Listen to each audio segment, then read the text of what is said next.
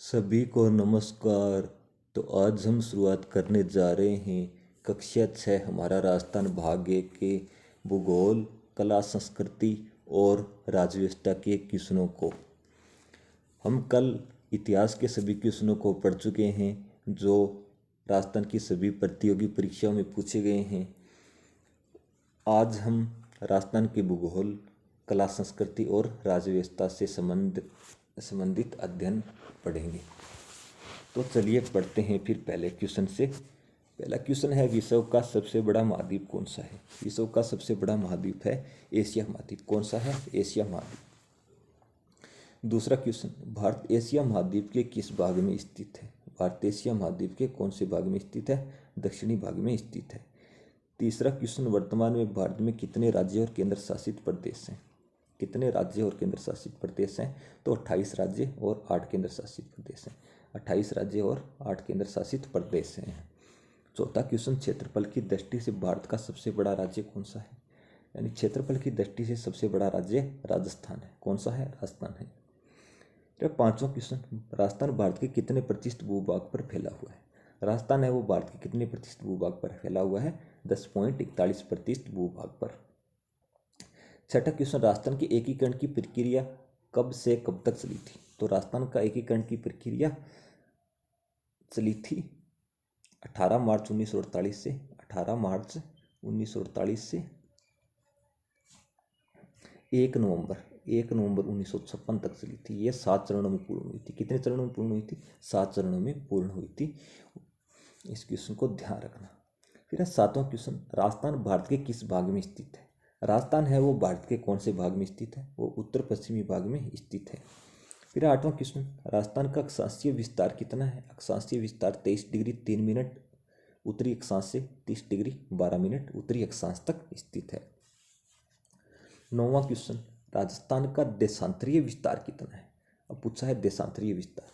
देशांतरीय विस्तार है 69 degree 30 minute पूर्वी देशांतर से 78 डिग्री 17 मिनट पूर्वी देशांतर तक। फिर है 10वां क्वेश्चन, राजस्थान का पूर्व से पश्चिम तक विस्तार कितना है? पूर्व से पश्चिम तक विस्तार कितना है? तो इसको हम नक्शे के माध्यम से समझेंगे। ये मान लो राजस्थान का नक्शा है, ठीक है। तो इसमें यह देखो, इधर पूर्व है, इधर पश्चिम है, इधर उत्तर है, इधर दक्षिण है। तो इसने क्या पूछी है? पूर्व से पश्चिम तक का जो विस्तार पूछा है, इसका विस्तार 869 किलोमीटर है। 11वां क्वेश्चन, राजस्थान का उत्तर से दक्षिण तक विस्तार, उत्तर से दक्षिण तक विस्तार हो जाएगा 826 किलोमीटर। तो इस चीज़ को हमें ध्यान रखना है। 12वां क्वेश्चन, राजस्थान का कुल क्षेत्रफल कितना है? इसके साथ राजस्थान का कुल क्षेत्रफल है 3,42,239 वर्ग किलोमीटर। 3,42,239 वर्ग किलोमीटर। फिर है 13वां क्वेश्चन, वर्तमान में राजस्थान में कुल कितने जिले हैं? वर्तमान में राजस्थान के कितने जिले हैं? तो वर्तमान में 41 जिले हैं। पहले कितने थे? पहले 33 थे, फिर 50 हुए थे अशोक गहलोत के कार्यकाल में। अब वापस बच्चन लाल सरकार के कार्यकाल में इनको 41 कर दिया गया है। कितने कर दिया गया है? 41। अब कितने जिले हैं? 41 जिले हैं। थोड़ा ध्यान रखना। फिर है 14वां क्वेश्चन, वर्तमान में राजस्थान में कितने संभाग है? वर्तमान में कितने संभाग है? 7 संभाग है राजस्थान में। पहले अशोक गहलोत के कार्यकाल में इनको 10 किया गया था, लेकिन अब वापस बच्चन सरकार के कार्यकाल में 7 कर दिया गया है। फिर 15वां क्वेश्चन, वर्तमान में जयपुर संभाग में कौन कौन से जिले आते हैं? जयपुर संभाग में कौन कौन से जिले आते हैं? तो पहला जयपुर खुद हो गया, फिर अलवर, दौसा, सीकर, झुंझुनू, कोटपुतली, बहरोड और खेतल तिजारा, ये नए जिले हैं। कोटपुतली, बहरोड और खेतल तिजारा ये नए जिले हैं। फिर आ गया 16वां क्वेश्चन, राजस्थान की अंतर्राज्यीय सीमा कितने राज्यों से लगती है? अंतर्राज्यीय सीमा कितने राज्यों से लगती है? राजस्थान की अंतर्राष्ट्रीय सीमा कितने राज्यों से लगती है? 5 राज्यों से लगती है। पंजाब, हरियाणा, उत्तर प्रदेश, मध्य प्रदेश और गुजरात से, ये 5 राज्य हैं। फिर पूछेगा सबसे लंबी अंतर्राज्यीय सीमा कौन से राज्य से लगती है? पंजाब से लगती है। कितने किलोमीटर? 1600 किलोमीटर। कितने किलोमीटर है? 1600 किलोमीटर। और सबसे कम अंतर्राज्यीय सीमा लगती है पंजाब से। कितने किलोमीटर? 89 किलोमीटर, मात्र 89 किलोमीटर, ठीक है, 89 किलोमीटर। फिर आ गया 17वां क्वेश्चन, राजस्थान की पश्चिमी अंतर्राष्ट्रीय सीमा किस देश से लगती है? यानी जो अंतर्राष्ट्रीय सीमा है वो किस देश से लगती है? वो पाकिस्तान से लगती है। किससे लगती है? पाकिस्तान से लगती है।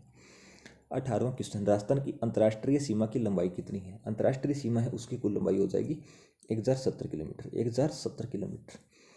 फिर थोड़ा एक्स्ट्रा हमें ध्यान रखना है, भारत एवं पाकिस्तान को अलग करने वाली इस सीमा रेखा को रेड क्लिफ रेखा कहा जाता है। क्या कहा जाता है? रेड क्लिफ रेखा कहा जाता है, जिसका निर्धारण आज़ादी के समय सन 1947 में भारत पाकिस्तान बंटवारे के तहत किया गया था। कब किया गया था? रेड क्लिफ रेखा का निर्धारण 1947 में किया गया था, भारत और पाकिस्तान के बंटवारे के समय किया गया था। इसकी कुल कितनी है लंबाई? 1070 किलोमीटर। क्या कहा जाता है? रेड क्लिफ रेखा कहा जाता है। क्या गया 19वां क्वेश्चन, राजस्थान की कुल स्थलीय सीमा कितनी है? कुल स्थलीय सीमा कितनी है राजस्थान की? तो राजस्थान की स्थलीय सीमा हो जाएगी 5920 किलोमीटर, 5920 किलोमीटर। फिर 20वां क्वेश्चन, राजस्थान में सबसे पहले सूर्योदय और सूर्यास्त किस जिले में होता है? सबसे पहले सूर्योदय और सूर्यास्त किस जिले में होता है?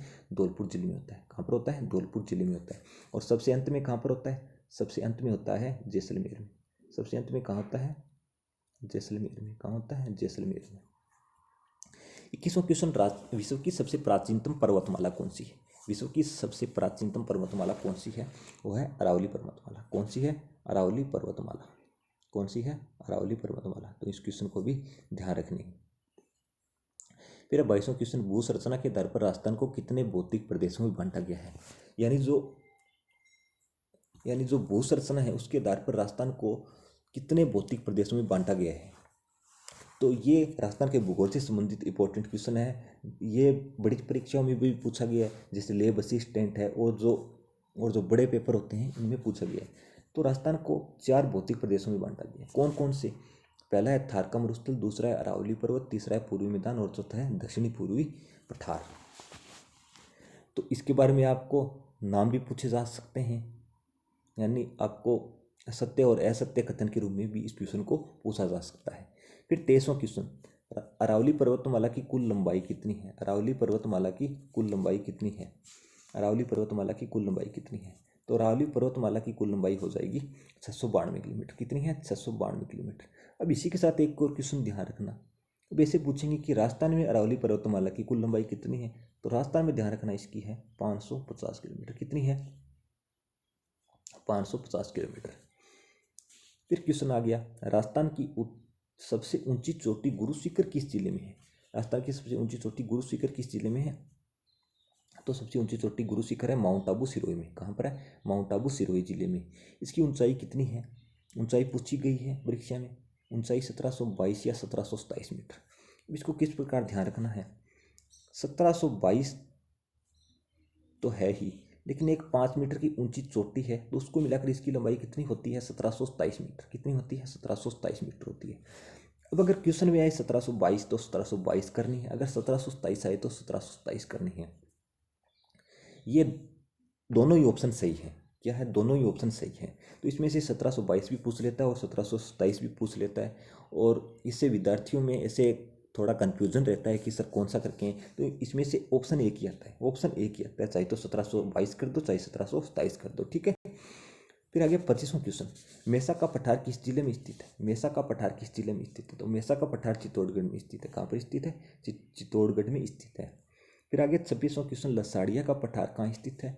लसाड़िया का पठार उदयपुर एवं प्रतापगढ़ में स्थित है। कहाँ पर? उदयपुर और प्रतापगढ़ में। इंपॉर्टेंट क्वेश्चन रहेगा। फिर 27वां क्वेश्चन, उपरमाल का पठार कहाँ स्थित है? उपरमाल का पठार चित्तौड़गढ़ एवं भीलवाड़ा में स्थित है। चित्तौड़गढ़ और भीलवाड़ा में स्थित है। फिर आगे 28वां क्वेश्चन, बोराट का पठार कहाँ स्थित है? बोराट का पठार उदयपुर और राजसमंद में स्थित है। कहाँ पर स्थित है? उदयपुर और राजसमंद में स्थित है। फिर आ गया 29वां क्वेश्चन, उड़िया एवं आबू का पठार कहाँ स्थित है? उड़िया और आबू का पठार कहाँ पर स्थित है? सिरोही में स्थित है। सीधा भी पूछा गया है, उड़िया का पठार कहाँ स्थित है। ऐसे भी पूछा गया है, आबू का पठार कहाँ स्थित है। सीधा वन लाइनर के रूम में भी सीधा क्वेश्चन कई बार पूछा गया है। तो आप बता देना उड़िया और आबू का पठार कहाँ स्थित है? सिरोही में स्थित है। फिर आ गया 30वां क्वेश्चन, छप्पन का मैदान किन जिलों में स्थित है? छप्पन का मैदान बांसवाड़ा और प्रतापगढ़ में स्थित है। इसको छप्पन का मैदान क्यों कहा जाता है? तो यहाँ पर 56 गांव स्थित होने के कारण, क्या है? 56 गांव स्थित होने के कारण इसको छप्पन का मैदान कहा जाता है। फिर आ गया 31वां क्वेश्चन, राजस्थान का सबसे आदर्श जिला कौन सा है? राजस्थान का सबसे आदर्श जिला है झालावाड़। 32वां क्वेश्चन, भारत में शीत ऋतु में होने वाली वर्षा को क्या कहा जाता है? तो राजस्थान में शीत ऋतु में जो वर्षा होती है उसको मावठ कहा जाता है। और इससे कौन सी फसल को बहुत अत्यधिक लाभ होता है? तो इस टाइम गेहूं की फसल होती है, तो गेहूं की फसल को बहुत अत्यधिक लाभ होता है। ये भी क्वेश्चन पूछा गया है। ये किसकी फसल है? रबी की फसल है, ध्यान रखना, ठीक है। फिर आ गया 33वां क्वेश्चन, पूर्णतः राजस्थान में बहने वाली सबसे लंबी नदी कौन है? पूर्णतः राजस्थान में बहने वाली सबसे नदी बनास नदी है। 34वां क्वेश्चन, चंबल नदी का राजस्थान में प्रवेश कहाँ से होता है? चंबल नदी का राजस्थान में प्रवेश बेंसरोड़गढ़ चित्तौड़गढ़ से होता है। बेंसरोड़गढ़ चित्तौड़गढ़ से होता है। 35वां क्वेश्चन, घग्गर नदी का उद्गम कहाँ से होता है? घग्गर नदी का उद्गम हिमाचल प्रदेश में हिमालय पर्वत की शिवालिक श्रेणी से होता है। कहाँ से? हिमाचल प्रदेश की हिमालय पर्वत की शिवालिक श्रेणी से होता है। फिर आ गया 36वां क्वेश्चन, लूनी नदी का जल किस स्थान तक मीठा रहता है उसके बाद खारा हो जाता है? तो कौन सा स्थान है जहाँ तक मीठा रहता है और उसके बाद खारा हो जाता है? तो वो है बालोतरा। पहले क्या था कि ये बालोतरा एक स्थान था, ठीक है। अब बाड़मेर से बालोतरा को अलग कर एक नया जिला बना दिया गया। बाड़मेर से बालोतरा को अलग कर एक नया जिला बना दिया गया। कौन सा? बालोतरा को बाड़मेर से अलग कर एक नया जिला बना दिया गया। तो अब इनमें से बाड़मेर भी आ सकता है और बालोतरा भी आ सकता है। अगर बाड़मेर आए तो बाड़मेर कर देना और बालोतरा आए तो बालोतरा कर देना। किस प्रकार करने हैं कि ऑप्शन में बालोतरा आएगा तो आपको बालोतरा करना पड़ेगा। अगर जिला पूछे तो भी बालोतरा करना है, क्योंकि अब बाड़मेर से नया जिला बालोतरा बन गया है, तो हमको ऑप्शन के अनुसार हमको इस क्वेश्चन को करना होगा। फिर आज 37वां क्वेश्चन, राजस्थान के अफवाह तंत्र को कितने भागों में बांटा गया है? अफवाह तंत्र को कितने भागों में बांटा गया है? तो अफवाह तंत्र को 3 भागों में बांटा गया है। पहला है अरब सागर, दूसरा है बंगाल की खाड़ी और तीसरा है आंतरिक प्रवाह की नदियाँ। पहला अरब सागर, दूसरा बंगाल की खाड़ी और तीसरा है आंतरिक प्रवाह की नदियाँ। फिर 38वां क्वेश्चन, जयसमंद झील का निर्माण किसने व कब करवाया था? तो जयसमंद झील का निर्माण महाराणा जयसिंह ने करवाया था 1687 से 1691 के मध्य। कौन सी नदी पर करवाया था? गोमती नदी पर करवाया था। क्वेश्चन बहुत बार पूछा गया है राजस्थान की प्रतियोगी परीक्षाओं में। 39वां क्वेश्चन, बिसलपुर परियोजना कहाँ व किस नदी पर स्थित है? बिसलपुर परियोजना टोंक जिले में स्थित है, बनास नदी पर स्थित है। कौन सी नदी पर? बनास नदी पर। फिर 40वां क्वेश्चन, राजस्थान में लगभग कितने प्रकार के खनिजों का उत्पादन होता है? राजस्थान में लगभग कितने प्रकार के खनिजों का उत्पादन होता है? 67 प्रकार के खनिजों का उत्पादन होता है। फिर आ गया 41वां क्वेश्चन, राजस्थान की कुल साक्षरता प्रतिशत 2011 की जनगणना के अनुसार कितनी है? तो साक्षरता क्या होती है? मैंने आपको जब ये पाठ पढ़ाया है तो मैंने बताया भी है कि साक्षरता क्या होती है। 7 वर्ष से अधिक उम्र के जो भी बालक बालिकाएं पढ़े लिखे होते हैं, 7 वर्ष से अधिक उम्र के जो भी बालक बालिका पढ़े लिखे होते हैं उनको साक्षर कहा जाता है, ठीक है। तो वो साक्षरता 2011 की जनगणना के अनुसार कितनी है? तो 2011 की जनगणना के अनुसार 66.11% है। कितनी है? 66.11%। अब इसमें ऐसे भी पूछा जाता है कि इसमें पुरुष साक्षरता कितनी है? इसी में पुरुष साक्षरता कितनी है? तो पुरुष साक्षरता 79.19% है और महिला साक्षरता 52.12% है। कितनी है? 52.12%। तो इस क्वेश्चन को ध्यान रखना, मोस्ट इंपॉर्टेंट है क्वेश्चन। फिर 42वां क्वेश्चन, राजस्थान राज्य परिवहन निगम की स्थापना कब की गई थी? राजस्थान राज्य परिवहन निगम में उसकी स्थापना कब की गई थी? वो की गई थी 1 अक्टूबर 1964 में। 1 अक्टूबर 1964 में। यह भी क्वेश्चन बहुत बार परीक्षा में पूछा गया है। फिर है 43वां क्वेश्चन, भारत का सबसे बड़ा रेलवे मॉडल कक्ष कहाँ स्थित है? भारत का सबसे बड़ा रेलवे मॉडल कक्ष कहाँ स्थित है? यह उदयपुर जिले में स्थित है। कहाँ पर है? उदयपुर जिले में स्थित है। फिर आ गया 44वां क्वेश्चन, राजस्थान का एकमात्र अंतर्राष्ट्रीय हवाई अड्डा कौन सा है और कहाँ स्थित है? एकमात्र अंतर्राष्ट्रीय हवाई अड्डा ये है सांगानेर हवाई अड्डा, जयपुर जिले में स्थित है। फिर 45वां क्वेश्चन, राजस्थान में पहली रेल कब और कहाँ से कहाँ तक चली? तो पहली रेल कहाँ से कहाँ तक और कब चली? ये है अप्रैल 1874 में चली थी, आगरा फोर्ट से बांदीकुई के बीच। आगरा फोर्ट से बांदीकुई के बीच चली थी। आगरा फोर्ट से बांदीकुई के बीच चली थी। आगरा फोर्ट से बांदीकुई के बीच चली थी। कहाँ पर चली थी? ये चली थी जयपुर रियासत में। कहाँ पर चली थी? जयपुर रियासत, जयपुर रियासत में। फिर हमको एक और चीज़ ध्यान रखनी है कि भारत में पहली रेल कहाँ से कहाँ तक चली थी? तो भारत में चली थी 16 अप्रैल 16 अप्रैल 1853 को चली थी मुंबई से थाने के बीच।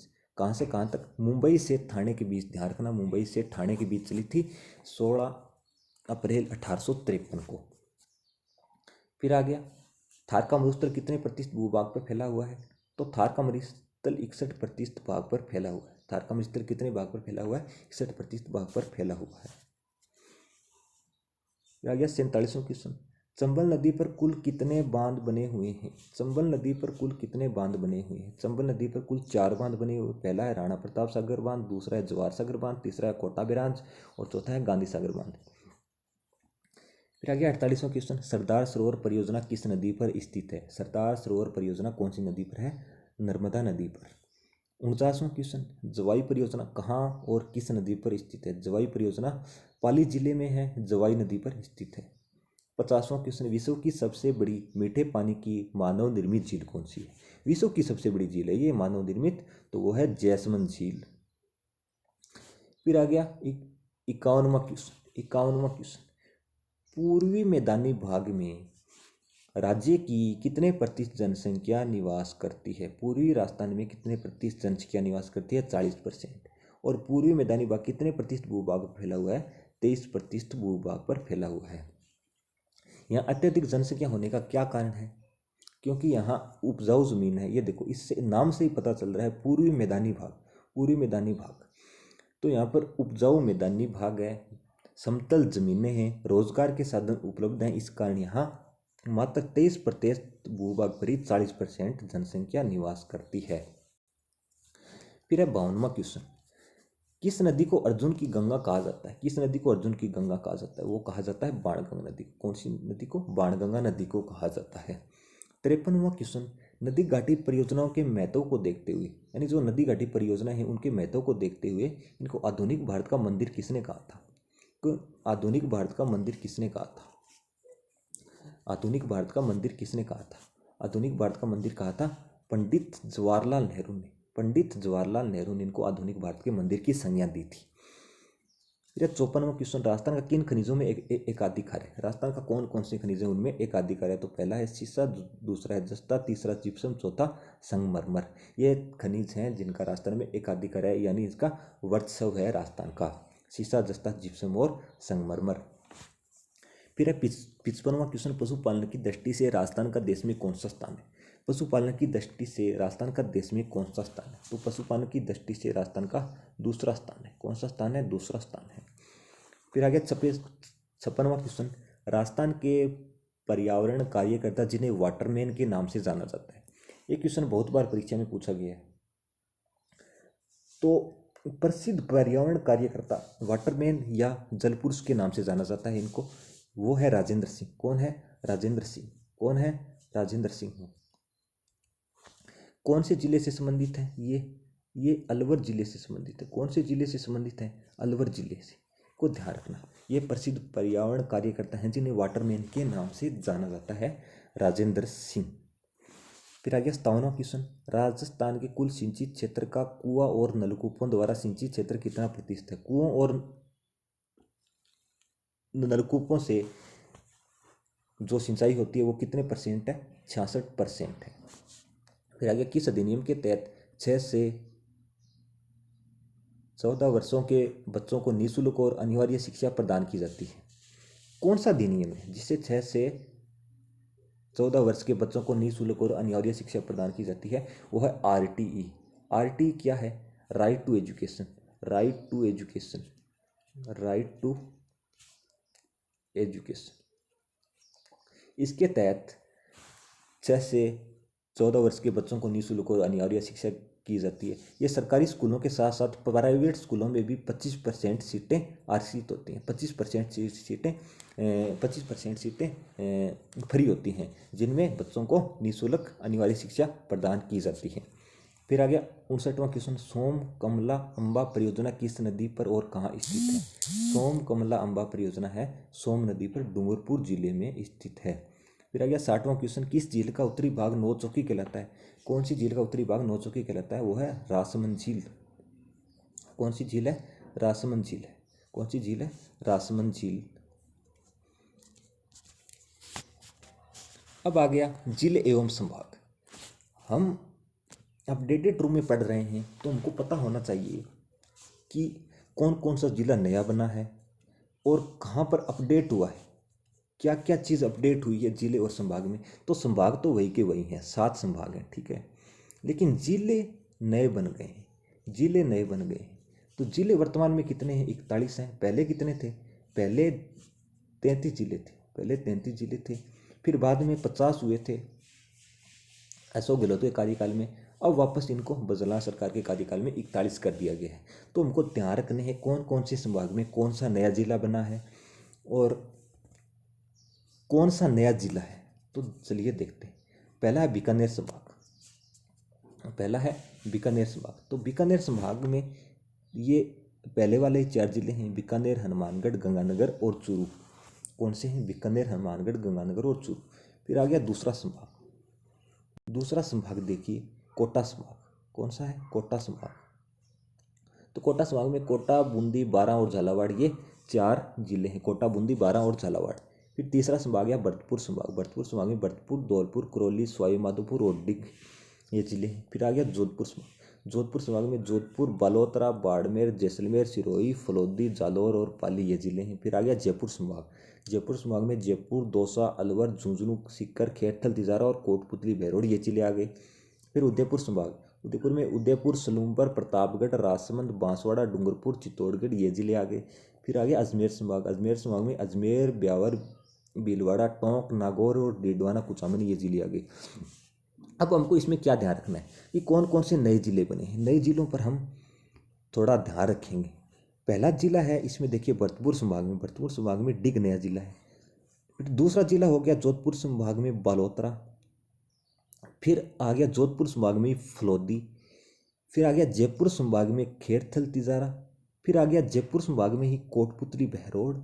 फिर आ गया उदयपुर संभाग में सलूंबर जिला जो उदयपुर से अलग हुआ है। फिर आ गया अजमेर संभाग में डीडवाना, कुचामन। कितने हो गए? 1 2 3 4 5 6 7 और ये एक अजमेर संभाग में ब्यावर। ये 8 जिले नए बने हैं, ये 8 जिले नए बने हैं। तो इनको आप संभाग के अनुसार इन जिलों को ध्यान रखना, क्योंकि इसी में से भी क्वेश्चन पूछे जाते हैं। अब आपको मान लो क्वेश्चन पूछ लिया कि कोटपुतली, बहरोड और खेरथल, तिजारा कौन से जिले से अलग हुआ है, तो आप इस क्वेश्चन का उत्तर बता सकते हैं। अगर आपको इन चीज़ों के बारे में नहीं पता है तो आप इन चीज़ों को नहीं बता सकते। पहली तो बात मैं ये बता दूं कि आपको मानचित्र क्लियर होना चाहिए। जो मानचित्र है, मानचित्र में आपको जिलों को दर्शाना आना चाहिए। तो पहले मानचित्र में जिलों को दर्शाना सीख लो, फिर मान लो कौन सी दिशा में कौन सा जिला स्थित है। इस इन फिर चीज़ों को हमको ध्यान रखना है। तो चलिए हमने भूगोल के बारे में सब कुछ क्लियर कर लिया। अब हम कला और संस्कृति के इंपॉर्टेंट क्वेश्चन पढ़ने जा रहे हैं। कला और संस्कृति के इंपॉर्टेंट क्वेश्चन पढ़ने जा रहे हैं। कला और संस्कृति के इंपॉर्टेंट क्वेश्चन पढ़ने जा रहे हैं। तो पहला क्वेश्चन है, तीज का त्यौहार कौन से माह में मनाया जाता है? तीज का त्यौहार कौन से माह में मनाया जाता है? तीज का त्यौहार श्रावण माह में मनाया जाता है, शुक्ल पक्ष की तृतीया को। कब? श्रावण माह में शुक्ल पक्ष की तृतीया को मनाया जाता है। फिर दूसरा क्वेश्चन, गणगौर का त्यौहार कब मनाया जाता है? गणगौर का त्यौहार चैत्र शुक्ल तृतीया को मनाया जाता है, चैत्र शुक्ल तृतीया को मनाया जाता है। फिर तीसरा क्वेश्चन, गण और गौर शब्द किसके सूचक हैं?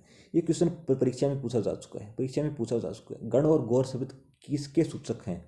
तो गण और गौर शिव और पार्वती के, शिव और पार्वती के, शिव और पार्वती के, शिव और पार्वती के सूचक हैं, शिव और पार्वती के सूचक हैं। फिर चौथा क्वेश्चन, थेवा कला कहाँ की प्रसिद्ध है? थेवा कला कहाँ की प्रसिद्ध है? तो थेवा कला प्रतापगढ़ की प्रसिद्ध है। क्वेश्चन बार बार आया है। फिर पांचवा क्वेश्चन, ऊँटों के देवता के रूप में किस लोक देवता को पूछा जाता है? ये क्वेश्चन ऐसा है जो मैंने प्रत्येक एग्जाम में देखा है। ये क्वेश्चन एक ऐसा है जो मैंने प्रत्येक एग्जाम में पूछा है, मैंने प्रत्येक एग्जाम में देखा है। जब भी कोई बच्चों के पास देखता हूँ कोई भी पेपर, तो ये क्वेश्चन मिलता ही मिलता है, क्योंकि ये क्वेश्चन राजस्थान के लोक देवता से संबंधित है। ये चाहे रीट से लेकर 20 TC और RS तक के क्वेश्चन में, RS तक के पेपर में ये क्वेश्चन पूछा गया है। तो सीधा सा क्वेश्चन है, सिंपल सा क्वेश्चन है। तो इस चीज़ को ध्यान रखना, ऊँटों के देवता के रूप में कौन से लोक देवता को पूजा जाता है? वो है पाबू जी। फिर आ गया छठा क्वेश्चन, गोगा जी का मेला कहाँ और कब आयोजित किया जाता है। गोगा जी का मेला कहाँ लगता है। गोगा जी का मेला लगता है गोगामेडी हनुमानगढ़ में। गोगामेडी हनुमानगढ़ में भाद्रपद कृष्ण नवमी को आयोजित किया जाता है। आ गया सातवां क्वेश्चन, खाटू श्याम जी का मेला कहाँ और कब लगता है। खाटू श्याम जी का मेला सीकर में लगता है। फाल्गुन के शुक्ल पक्ष की 10वीं से द्वादशी तक लगता है। फाल्गुन के शुक्ल पक्ष की 10वीं से द्वादशी तक लगता है। फिर आगे आठवां क्वेश्चन, शीतला माता का मेला कहाँ स्थित है। शीतला माता का मंदिर कहाँ स्थित है। शीतला माता का मंदिर चाकसू जयपुर में स्थित है। कहाँ पर स्थित है, चाकसू जयपुर में स्थित है। फिर आगे नौवां क्वेश्चन, शीतलाष्टमी कब मनाई जाती है। तो शीतलाष्टमी चैत्र कृष्ण अष्टमी को मनाई जाती है। कहाँ कब मनाई जाती है, चैत्र कृष्ण अष्टमी को मनाई जाती है। फिर आ गया 10वां क्वेश्चन, पुष्कर मेला कब आयोजित किया जाता है। पुष्कर मेला कार्तिक पूर्णिमा को आयोजित किया जाता है। पुष्कर में ही वर्मा जी का प्रसिद्ध मंदिर स्थित है। कहाँ पर स्थित है, पुष्कर में ही वर्मा जी का प्रसिद्ध मंदिर स्थित है। फिर आ गया 11वां क्वेश्चन, केला देवी का मेला कहाँ आयोजित किया जाता है। तो केला देवी का मेला करौली में आयोजित किया जाता है और ये चैत्र शुक्ल अष्टमी को आयोजित किया जाता है। फिर देखिए 12वां क्वेश्चन, महावीर जी का मंदिर कहाँ स्थित है। महावीर जी का मंदिर कहाँ स्थित है। महावीर जी का मंदिर कहाँ स्थित है और मेला कब आयोजित किया जाता है। मेला कब आयोजित किया जाता है, तो महावीर जी का मंदिर सवाई माधोपुर में स्थित है और मेला चैत्र शुक्ल एकादशी से वैशाख कृष्ण द्वितीया तक आयोजित किया जाता है। फिर है 13वां क्वेश्चन, कोटा में दशहरा मेले की शुरुआत किसके शासनकाल से हुई थी। जो कोटा है उसमें दशहरा मेला लगता है तो उसकी शुरुआत किस शासक के शासनकाल से हुई थी। वो हुई थी महाराजा दुर्जनशाल सिंह के शासनकाल में। महाराजा दुर्जनशाल सिंह के शासनकाल से शुरुआत हुई थी। फिर आ गया हरियाली अमावस्या के मेले की शुरुआत किसके शासनकाल से हुई थी। हरियाली अमावस्या के मेले की शुरुआत हुई थी महाराणा फतेह सिंह 1899 के शासनकाल से। महाराणा फतेह सिंह 1899 के शासनकाल से। फिर आ गया ख्वाजा मोइनुद्दीन चिश्ती का उर्स कब व कहाँ लगता है। तो ख्वाजा मोइनुद्दीन चिश्ती का उर्स अजमेर में लगता है रजब माह की पहली से छठी तारीख तक। रजब माह की पहली से छठी तारीख तक। इनको गरीब नवाज के नाम से भी जाना जाता है। किस नाम से जाना जाता है, गरीब नवाज के नाम से भी जाना जाता है। क्वेश्चन पूछा गया है, गरीब नवाज के नाम से ख्वाजा मोइनुद्दीन चिश्ती को जाना जाता है। फिर आ गया 16वां क्वेश्चन, राजस्थान के आदिवासी समाज का सबसे बड़ा मेला कौन सा है। राजस्थान के आदिवासी समाज का सबसे बड़ा मेला कौन सा है। ये बेणेश्वर मेला है। बेणेश्वर मेला कहाँ पर लगता है, डूंगरपुर में लगता है। कब लगता है, माघ पूर्णिमा के अवसर पर लगता है। कौन सी नदियों के संगम पर लगता है, माही सोम और जखम नदियों के संगम पर लगता है। अब इस एक क्वेश्चन के माध्यम से मैंने आपको 4 क्वेश्चन कंप्लीट करा दिए। कितने क्वेश्चन कंप्लीट करा दिए, 4 क्वेश्चन। तो पहला ऐसे पूछेंगे कि आदिवासी समाज का सबसे बड़ा मेला कौन सा है, तो बता देना बेणेश्वर मेला है। दूसरा पूछेंगे कि बेणेश्वर मेला कहाँ आयोजित किया जाता है, तो डूंगरपुर में आयोजित किया जाता है। तीसरा पूछेंगे कि बेणेश्वर मेला कब आयोजित किया जाता है, तो बता देना माघ पूर्णिमा को आयोजित किया जाता है। अगर ऐसे पूछें कि यह कौन सी नदियों के संगम स्थल पर स्थित है, तो यह माही सोम और जखम नदियों के संगम स्थल पर स्थित है। तो इसी के साथ साथ हम अपडेटेड रूम में इनको फैक्ट के रूम में भी मैंने इसलिए बताया है क्योंकि आपको याद रहें। ये क्वेश्चन पूछे गए हैं और आगे भी पूछे जाएंगे, इसलिए मैंने आपको इस प्रकार आपको बताया है ताकि आपको ये क्वेश्चन याद रहें। फिर आ गया 17वां क्वेश्चन, करणी माता का मेला कहाँ आयोजित किया जाता है। तो करणी माता का मेला देशनोक बीकानेर में आयोजित किया जाता है। कहाँ, देशनोक बीकानेर में। इस मंदिर में काले और सफ़ेद चूहे अत्यधिक मात्रा में विचरण करते हैं। सफ़ेद चूहों को क्या कहा जाता है, इन सफ़ेद चूहों को काबा कहा जाता है। क्वेश्चन बार बार पूछा गया है कि करणी माता के मंदिर में जो सफ़ेद चूहे हैं उनको क्या कहा जाता है, तो उनको काबा कहा जाता है। फिर आगे 18वां क्वेश्चन, बाबा रामदेव का मेला कहाँ व कब आयोजित किया जाता है। तो बाबा रामदेव का मेला रुणीचा पोकरण जैसलमेर में भाद्रपद शुक्ल पक्ष की द्वितीया से एकादशी तक आयोजित किया जाता है। कहाँ, रुणीचा पोकरण जैसलमेर में भाद्रपद शुक्ल पक्ष की द्वितीया से एकादशी तक आयोजित किया जाता है। फिर 19वां क्वेश्चन, दाऊदी बोहरा समाज की आस्था का सबसे बड़ा केंद्र कौन सा है। दाऊदी बोहरा समाज की आस्था का सबसे बड़ा केंद्र गलियाकोट का उर्स है, जो कहाँ पर लगता है, डूंगरपुर में लगता है। फिर 20वां क्वेश्चन, डूंगरपुर जिले के सागवाड़ा तहसील के गलियाकोट कस्बे में फकरुद्दीन मौला की मज़ार है, इसे किस नाम से जाना जाता है। डूंगरपुर जिले के कौन सी तहसील में, सागवाड़ा तहसील में, कौन से कस्बे में, गलियाकोट कस्बे में। किसकी मज़ार है, फखरुद्दीन मौला की मज़ार। इसको किस नाम से जाना जाता है, तो इसको मज़ार फ़करी के नाम से जाना जाता है, मज़ार फ़करी के नाम से जाना जाता है। फिर आगे 21वां क्वेश्चन, जीण माता का मेला किस जिले में लगता है। जीण माता का मेला सीकर में लगता है। खाटू श्याम का मेला सीकर में लगता है। हरसनाथ की पहाड़ी भी सीकर में है। फिर आ गया 12वां क्वेश्चन, डिग्गी कल्याण जी का मेला किस जिले में आयोजित किया जाता है, तो डिग्गी कल्याण जी का मेला टोंक जिले में आयोजित किया जाता है। फिर आ गया 23वां क्वेश्चन, भरतहरि का मेला किस जिले में लगता है। भरतहरि का मेला अलवर में लगता है। कहाँ पर लगता है, अलवर में लगता है। फिर आ गया 24वां क्वेश्चन, तेजा जी का मेला कहाँ और कब आयोजित किया जाता है। तेजा जी का मेला पर्वत नागौर में आयोजित किया जाता है। भाद्रपद शुक्ल दशमी के अवसर पर आयोजित किया जाता है। फिर आ गया 25वां क्वेश्चन, मीराबाई का जन्म कहाँ हुआ था, तो मीराबाई का जन्म कुड़की ग्राम मेड़ता पाली में हुआ था। इनके पति का नाम क्या था, पति का नाम था भोजराज। क्या था, भोजराज था पति का नाम। फिर आ गया 26वां क्वेश्चन, दादू दयाल जी ने अकबर से भेंट कहाँ और कब की थी। दादू दयाल जी ने अकबर से भेंट कहाँ और कब की थी। ये क्वेश्चन संत और संप्रदाय से संबंधित है, तो ये क्वेश्चन पूछा गया है बार बार परीक्षा में। तो अकबर से भेंट कहाँ और कब की थी, दादू दयाल जी ने फतेहपुर सीकरी में की थी, 1585 ईस्वी में की थी। फिर आ गया 27वां क्वेश्चन, बिश्नोई संप्रदाय के प्रवर्तक कौन थे। बिश्नोई संप्रदाय के प्रवर्तक कौन थे, तो बिश्नोई संप्रदाय के प्रवर्तक जाम्बोजी महाराज थे। जाम्बोजी महाराज थे। जन्म कहाँ हुआ था इनका, 1451 ईस्वी में, भाद्रपद कृष्णा अष्टमी को हुआ था। कहाँ हुआ था, पीपर सरनागौर में हुआ था। इनके कितने नियम है, 29 नियम है। कितने नियम है, 29 नियम है। 20 + 9 29। 29 नियमों का पालन करने वाले क्या कहलाए, बिश्नोई कहलाए। तो इसके प्रवर्तक थे जाम्बोजी महाराज। 28वां क्वेश्चन, संत जसनाथ जी का जन्म कहाँ हुआ था, तो जसनाथ जी का जन्म हुआ था कतरियासर बीकानेर में। कतरियासर बीकानेर में। 29वां क्वेश्चन, काष्ठकला का प्रधान केंद्र कौन सा है। काष्ठकला का प्रधान केंद्र कहाँ पर है, बस्सी चित्तौड़गढ़ में है। फिर 30वां क्वेश्चन, लकड़ी की मूर्तियों के लिए कौन सा स्थान प्रसिद्ध है। लकड़ी की मूर्तियां उनके लिए डूंगरपुर जिले का जेठाना नामक स्थान प्रसिद्ध है। जेठाना नामक प्रसिद्ध है। फिर आ गया, लकड़ी से निर्मित खिलौनों एवं कठपुतली निर्माण के लिए कौन सा जिला प्रसिद्ध है। लकड़ी से निर्मित जो खिलौने होते हैं और जो कठपुतली का निर्माण किया जाता है उसके लिए उदयपुर जिला प्रसिद्ध है। फिर आ गया 32वां क्वेश्चन, कांच पर सोने की बारीक नक्काशी को क्या कहा जाता है। जो कांच पर सोने की बारीक नक्काशी करते हैं उसको कहा जाता है थेवा कला। ये कहाँ की प्रसिद्ध है, थेवा कला। थेवा कला प्रतापगढ़ की प्रसिद्ध है। कहाँ की प्रसिद्ध है, थेवा कला। थेवा कला प्रतापगढ़ की प्रसिद्ध है। कहाँ की प्रसिद्ध है, प्रतापगढ़ की प्रसिद्ध है। कहाँ की प्रसिद्ध है, प्रतापगढ़ की प्रसिद्ध है। फिर आगे 33वां क्वेश्चन, चीनी मिट्टी के सफेद बर्तनों पर किए गए नीले रंग के अंकन को क्या कहा जाता है। तो चीनी मिट्टी है उसके सफेद बर्तनों पर जो नीले रंग का अंकन किया जाता है उसको क्या कहा जाता है, ब्लू पोटरी कहा जाता है। इसमें कृपाल सिंह शेखावत का नाम याद रखना। कृपाल सिंह शेखावत ब्लू पोटरी से संबंधित थे। कृपाल सिंह शेखावत ब्लू पोटरी से संबंधित थे। कृपाल सिंह शेखावत किससे संबंधित थे, ब्लू पोटरी से संबंधित थे। फिर आ गया 34वां क्वेश्चन, लुका छिपी, घोड़ादड़ी, मारदड़ी, सितोलिया आदि क्या है। ये क्या है, ये क्या है, ये क्वेश्चन पूछा गया है।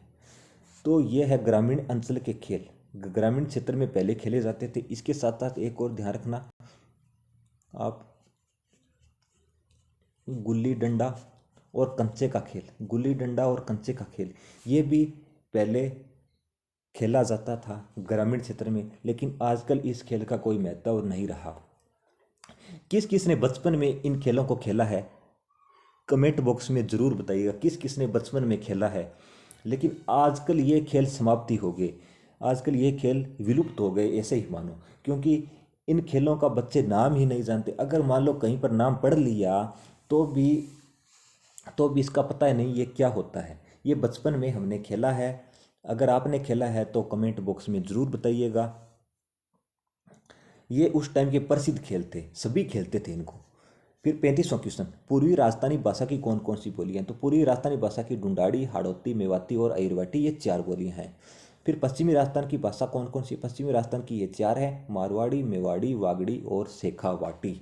फिर 37वां क्वेश्चन, पृथ्वीराज रासो के लेखक कौन है। पृथ्वीराज रासो के लेखक कौन है, तो पृथ्वीराज रासो के लेखक हैं चंद्र बरदाई, चंद्र बरदाई।